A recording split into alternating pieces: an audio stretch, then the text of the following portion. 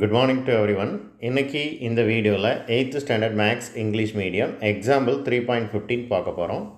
Examination point of வியூவில் இது ஒரு important question. Expand y minus 5 the whole cube.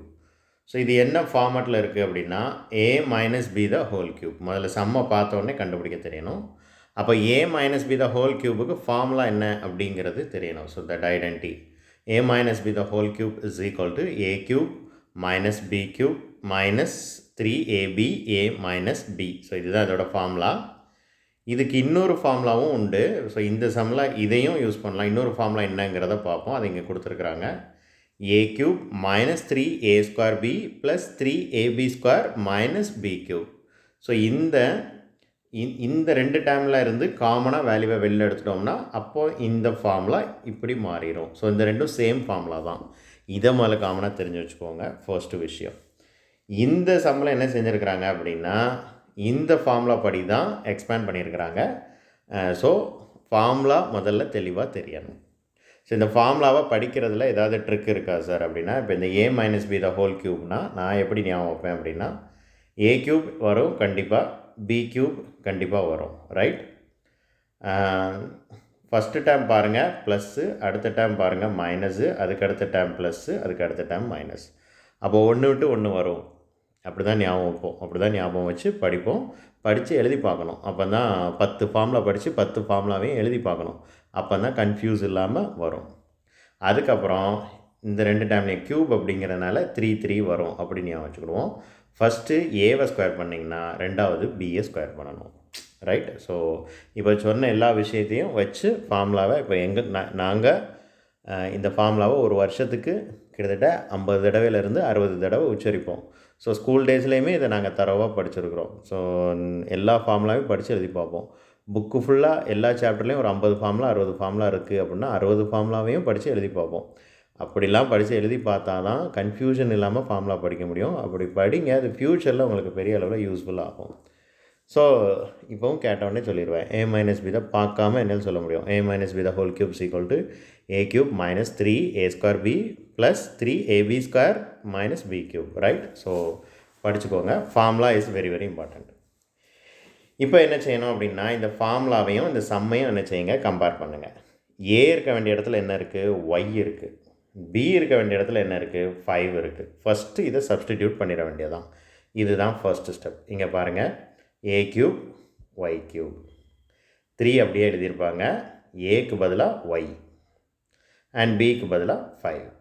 இங்கேயும் பாருங்கள் 3 அப்படியே இருக்குது. ஏக்கு பதிலாக y அண்ட் பிக்கு பதிலாக 5. அதே மாதிரி இங்கேயும் பிக்கு பதிலாக 5. எல்லாத்துலேயும் என்ன செஞ்சாச்சு, ஏ அண்ட் பிக்கு பதிலாக வேல்யூ என்னன்னு என்ன செஞ்சாச்சு, சப்ஸ்டிடியூட் பண்ணியாச்சு. ஸ்கொயர் இருக்க வேண்டிய இடத்துல ஸ்கொயர் போடுங்க, க்யூப் இருக்க வேண்டிய இடத்துல க்யூப் போடுங்க. இப்போதைக்கு சிம்பிளிஃபை பண்ணல. இதுக்கு அடுத்த ஸ்டெப் தான் சிம்பிளிஃபை பண்ணியிருப்பாங்க.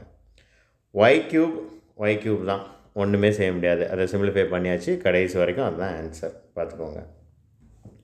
ரெண்டாவது, y ப்ராக்கெட் போட்டு ஸ்கொயர் பண்ணியிருந்தாங்கன்னா என்ன அர்த்தம் அப்படின்னா இன்னும் அந்த வேல்யூவை ஸ்கொயர் பண்ணலைன்னு அர்த்தம். இங்கே ப்ராக்கெட் போடலை அப்படின்னா அதை ஸ்கொயர் பண்ணிட்டாங்கன்னு அர்த்தம், ரைட். இந்த வித்தியாசம் தெளிவாக தெரியணும். ஸோ இங்கே பாருங்கள், இங்கே ஒய்யை இன்னும் ஸ்கொயர் பண்ணலை. ஃபார்முலா படி ஏ இருந்த இடத்துல ஒய்ன்னு சப்ஸ்டிடியூட் பண்ணியிருக்கிறேன்.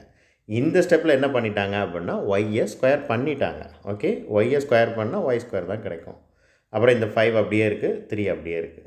இங்கே பாருங்கள், 3 அப்படியே இருக்குது, ஒய் அப்படியே இருக்குது. 5ஐ ஸ்கொயர் பண்ணால் என்னன்னு தெரியும். ஸோ ஒய்யை ஸ்கொயர் பண்ணால் ஒய் ஸ்கொயர் தான், ஒய் இன்ட்டு ஒய் ஸ்கொயர் தான் எழுத முடியும். ஆனால் 5ஐ ஸ்கொயர் பண்ணால் நமக்கு ஒரு நியூமரிக்கல் வேல்யூ கிடைக்கும்.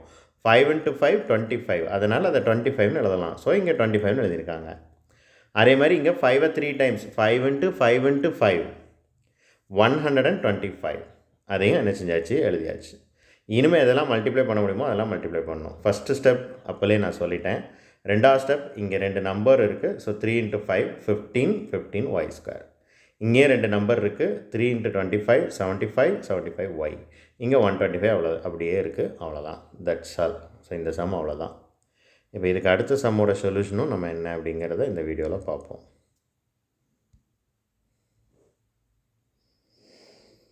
ஸோ கொஸ்டின் நம்பர் 25க்கு தான் இந்த வீடியோவில் சொல்யூஷன் என்னன்னு பார்த்தோம். கொஸ்டின் நம்பர் 26 நம்ம என்ன செய்வோம், ஒர்க் அவுட் பண்ணுவோம்.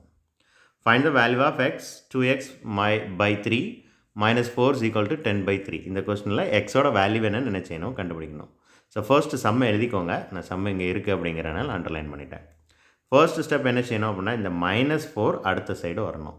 ஸோ இந்த -4 அடுத்த சைடு வந்தால் என்ன ஆகும் அப்படின்னா +4 ஆயிரும். ஸோ 10/3 +4 ஆயிரும். ஓகே, என்ன கிடைக்கும்?